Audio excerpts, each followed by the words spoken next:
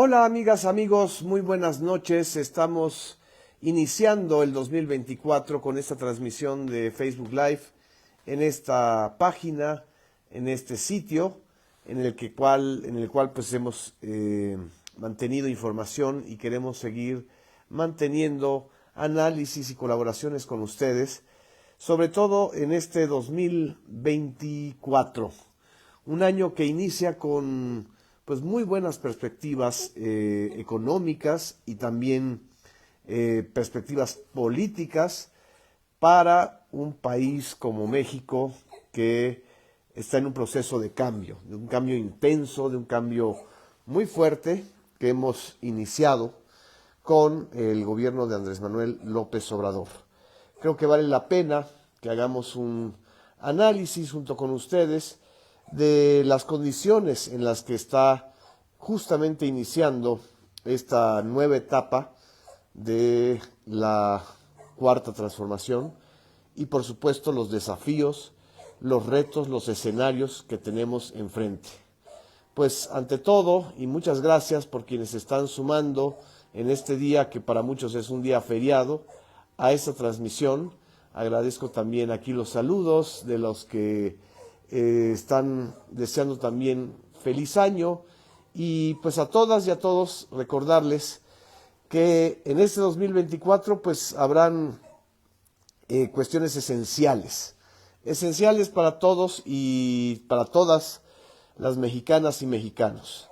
En primer lugar, es un año de elección presidencial, es un año donde se va a definir si habrá continuidad o no en todo este proceso de transformación que los mexicanos hemos emprendido junto con el gobierno de Andrés Manuel López Obrador.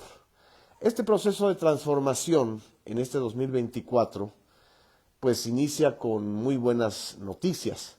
Para empezar, el incremento del 20% al salario mínimo, un proceso de recuperación del poder adquisitivo inédito en la historia de los últimos 40 años del país.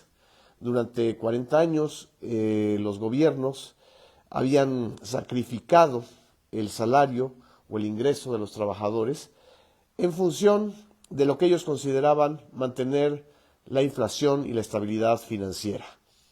El gobierno de López Obrador ha demostrado que no solo se puede mantener la estabilidad financiera, sino que también se puede invertir en obras de infraestructura públicas, en grandes proyectos de infraestructura como el Aeropuerto Internacional Felipe Ángeles y como el recién inaugurado o los recién inaugurados dos primeros tramos del Tren Maya y por supuesto del tren interoceánico y también de la refinería Dos Bocas, sin provocar deuda, sin provocar inflación y además detonando el desarrollo económico de zonas como el sureste mexicano o el sur mexicano, que durante los 40 años estuvieron absolutamente olvidados y olvidadas a la buena de Dios por la lógica neoliberal, pues de privilegiar lo que ellos llamaban las zonas de pues cercanas al mercado norteamericano. Todo esto, toda esta serie de mitos y de lugares comunes dentro de los gobiernos neoliberales se han roto en este periodo porque ha aumentado el ingreso sin generar inflación. El crecimiento de la economía mexicana ha ubicado al país como el tercer país con mayor crecimiento en el mundo durante el año pasado, 2023. Fueron los casos de China, India y México. También el proceso de transformación económica, de transformación o de transformar la lógica neoliberal hacia una lógica de bienestar o lo que el propio López Obrador ha denominado humanismo mexicano, ha provocado que el peso mexicano, nuestra divisa, nuestra moneda, se haya colocado como la moneda que mayor reevaluación, es decir, mayor crecimiento y potencial ha tenido frente al dólar estadounidense. Esto no lo veíamos desde hace más de 50 años. Los que nacimos en la década de los 70, no habíamos visto, y muchos, incluso que nacieron antes, no habíamos visto un proceso de fortalecimiento del peso mexicano tan fuerte como el que se ha vivido en este año que terminó, el 2023, y como el que se vivirá en 2024 por una razón fundamental. Y quiero aquí comentarlo con ustedes. El principal elemento de fortaleza de una divisa es la fortaleza y la certidumbre en su proyecto económico, la confianza de los inversionistas en las autoridades políticas y financieras y, por supuesto, las posibilidades de desarrollo económico. Esto es lo más importante para lograr que una divisa o que una moneda sea evaluada de manera positiva en los mercados financieros. Y esto es lo que ha sucedido con el peso mexicano y esto es lo que tanto les ha molestado a los agoreros del desastre. Agoreros del desastre como personajes, pues la verdad, de poca monta y sin capacidad de análisis, pues como Chumel Torres o como Pedro Ferriz o como el mismo Carlos Loret, que se las daba o se les ha dado de gran analista económico. Ninguna de las predicciones catastrofistas que ellos dijeron que iban a ocurrir en México durante el gobierno de Andrés Manuel López Obrador se han cumplido. La economía no se cayó, las inversiones extranjeras aumentaron, el peso no se devaluó, por el contrario, ha recuperado más del 30% de su valor frente al dólar desde 2018 hasta esta fecha. Y el ingreso y el consumo crecieron sin generar un proceso inflacionario o un proceso, la verdad, que pudiera afectar a las familias mexicanas. Nada de esto ocurrió. Los verdaderos mitos geniales, para recordar a un clásico que habló de mitos geniales, que era Pedro Aspe, exsecretario de Hacienda de Carlos Salinas de Gortari, los verdaderos mitos geniales eran los del neoliberalismo. Y eso es lo que estamos observando y estamos viviendo en el México contemporáneo, en el México que inicia este 2024 con muy buenas perspectivas económicas y con muy buenos elementos para poder decir que la transformación que ha vivido el país ha valido la pena. Frente a todo esto también tenemos escenarios políticos, unos escenarios políticos ciertamente complejos, pero no peligrosos. Estamos muy lejos, por fortuna, de aquel 1994, cuando el grupo compacto de Carlos Salinas de Gortari pues pensaba gobernar durante 24 o 26 años. Y lo que ocurrió fue que asesinaron al candidato presidencial Luis Donaldo Colosio en marzo de 1994. Vamos a recordar a 3 décadas de aquel asesinato o crimen de Estado que, pues desgraciadamente, como todos estos crímenes, quedan sin resolver porque los principales involucrados son los propios funcionarios políticos e integrantes de aquel equipo de gobierno. Por otro lado, después de 3 décadas, tenemos el movimiento zapatista que irrumpió en la realidad nacional hace 30 años también, un 1 de enero de 1994, recordándonos la necesidad y la importancia de las comunidades indígenas, de los derechos y de las necesidades de los pueblos originarios de México. Ese clamor zapatista, 3 décadas después, se ha ido cumpliendo en los hechos con las políticas y los compromisos muy claros del gobierno de López Obrador con los pueblos originarios como los yaquis, los rarámuris, los mayas. Nadie en los últimos 50 años le ha destinado tantos recursos concretos y reales del presupuesto público federal a las comunidades indígenas, no para que queden como si fueran reservas autonómicas, sino para que sean actores y actoras, sujetos y no objetos de su propio desarrollo político. Es una desgracia, sinceramente, que el movimiento del EZLN a 30 años de distancia no haya podido evolucionar a una siguiente fase, a una fase en donde se dejen las armas, se apueste por un cambio político, democrático y pacífico. Por supuesto, ellos tienen todo el derecho de mantener su posición y sus reservas frente al gobierno federal o frente al Estado, pero lo que nosotros no podemos evadir es que en los hechos esas demandas, aquellas demandas tan sentidas de los excluidos del modelo salinista de desarrollo, se han cumplido. No en su totalidad, pero se están cumpliendo. Y qué paradoja que quien diga que, o quien dice que es una candidata indígena o de origen indígena, que es la candidata o la precandidata, porque todavía vamos a ir al proceso de registro de candidaturas, Xóchitl Gálvez, pues fue a final de cuentas la responsable durante el gobierno de Vicente Fox, no de cumplir, sino de evadir aquellos compromisos que el EZLN planteó en aquella famosa marcha del color de la tierra del 2001.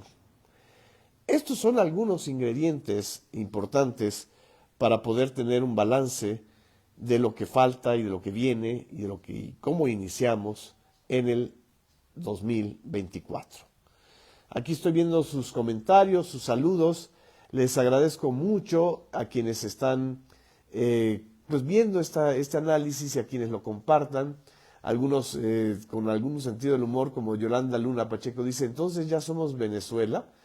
Pues sí, ese es uno de los mitos geniales que empezaron a proliferar desde el 2006, no desde ahora, desde el 2006, en la primera campaña de Andrés Manuel López Obrador, cuando decían que si ganaba la presidencia de la República un político progresista de izquierda como López Obrador, nos íbamos a convertir en Venezuela, o en Cuba, o en Nicaragua. No, nosotros nos hemos convertido en un México mucho mejor que el México que dejaron los neoliberales. Acordémonos nada más de cómo inició su 5º año de gobierno Enrique Peña Nieto, hace 6 años, en 2018, justo el año de la elección presidencial. Inició desacreditado, con los índices más bajos de aceptación, porque todo aquel mito o aquella operación para decir que México estaba transformándose con las reformas estructurales de Enrique Peña Nieto, pues se fue al basurero de la historia. ¿Por qué? Porque no se transformó México, lo que hicieron fue generalizar el robo, el hurto, en fin, muchísimas cosas que ocurrieron durante el sexenio de Enrique Peña Nieto, y ni hablar de el 2012, el último año del gobierno de Felipe Calderón Hinojosa. Felipe Calderón Hinojosa, que optó por acelerar el proceso neoliberal junto con una violencia institucional nunca antes vista y que ha costado y nos está costando a todos los mexicanos revertir. Es muy fácil sembrar el odio y la violencia en este país con tantas desigualdades, con tanta corrupción, con tanto crimen organizado, con tanta penetración de los grupos del crimen organizado en los cuerpos policíacos municipales o estatales. Pero es dificilísimo revertir esto porque la violencia es también un negocio. La violencia es también una empresa. Y desgraciadamente el negocio de la violencia, pues de una u otra manera sigue siendo alimentado por los adversarios de cualquier proceso de cambio y de transformación.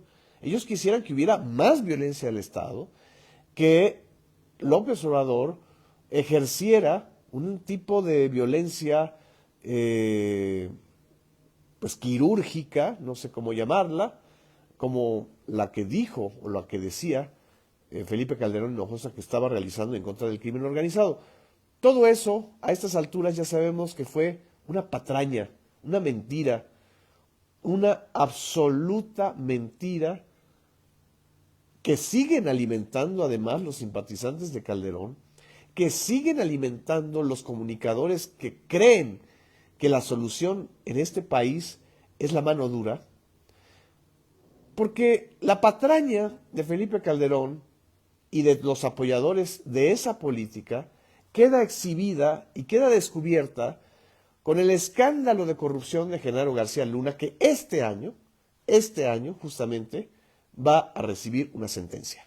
Ya sabemos que Genaro García Luna, el superpolicía, que transitó durante 5 sexenios en este país y que alcanzó la cumbre de su poder en el gobierno de Felipe Calderón, ya sabemos que no era un funcionario que se responsabilizara o que estuviera responsable o responsabilizado de combatir el crimen organizado.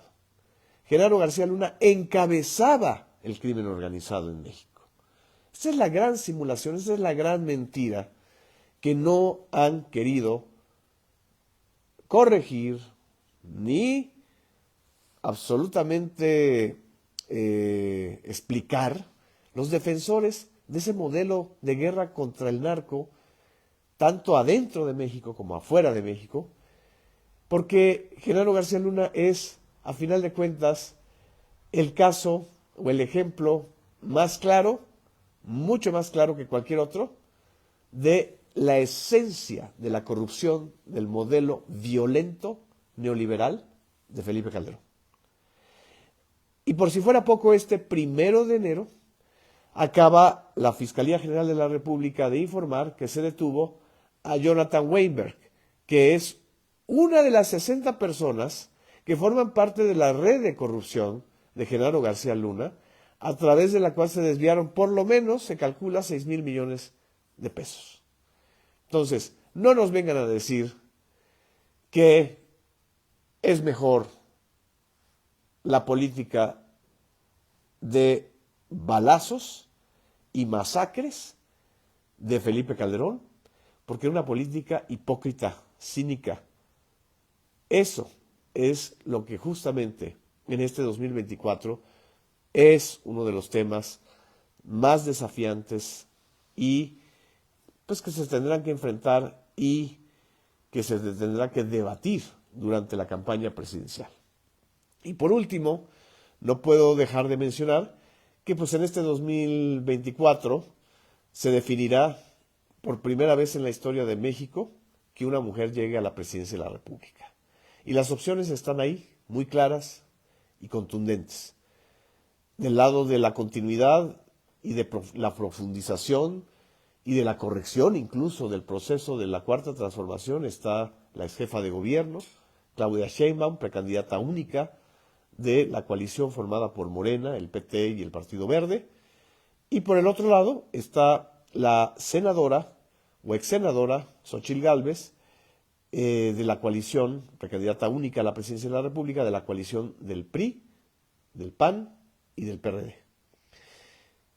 Y la distancia hasta ahora, y difícil de ver un proceso de reversión de esa distancia, entre Claudia Sheinbaum, que lleva una ventaja de más de 2 dígitos frente a Xóchitl Gálvez, según todas las encuestas, incluyendo las que se realizan por los propios grupos que apoyan a Xóchitl Gálvez. Lo que estamos observando es que la gran mayoría de la población, por lo menos de 10, 6 o 7 personas, están a favor de la continuidad de esta transformación. Y ya sabemos cómo juegan los grupos conservadores o los grupos que han perdido sus privilegios cuando ven perdida la posibilidad de tener el control del poder político presidencial.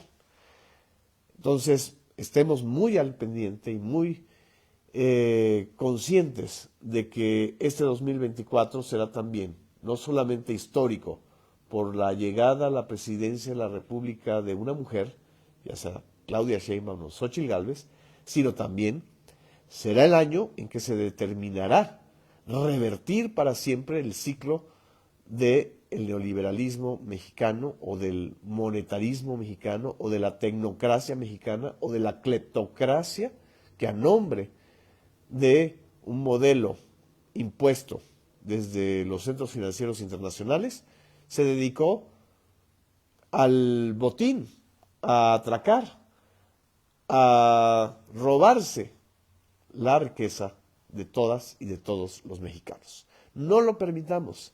Por eso es importante que estemos conscientes de lo que vendrá en este año 2024. En fin, estos los puntos del análisis que quería yo compartir con ustedes. Estoy viendo aquí sus saludos. Muchísimas gracias a quienes están mandando también sus felicitaciones para este 2024. Feliz año a todas, a todos. Compartan este análisis si lo consideran indispensable. Y muchísimas gracias a todas y a todos por seguirnos en esta cuenta y también por seguir los contenidos de los medios públicos mexicanos, en especial del Canal 14. Muchas gracias. Buenas noches.